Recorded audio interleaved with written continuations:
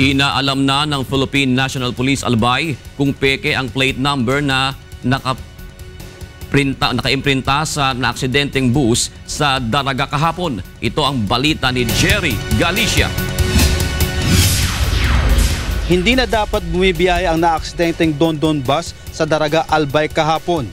Ay kay Albay Provincial Police Director Marlon Meneses, kulay dilaw dapat ang plaka na nakakabit sa mga pampaserong bus.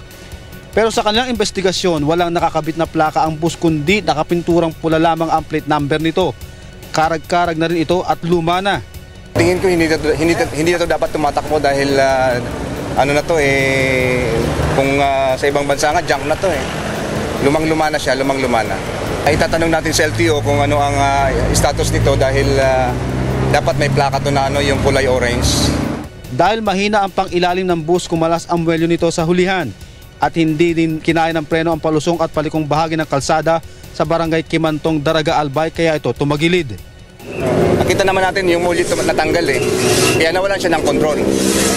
4 na pasahero ang namatay at 34 ang nasugatan sa aksidente.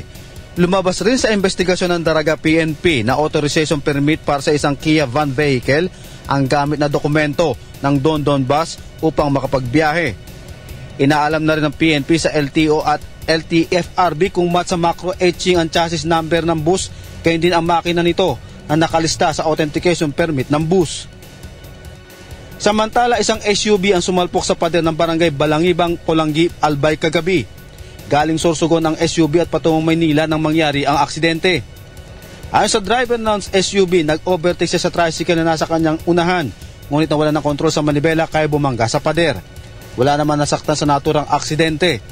Inaalam na rin kung may depekto ang airbag na nakakabit sa SUV dahil hindi ito gumana matapos na mabangga. Jerry Galicia, UNTV News, Worldwide.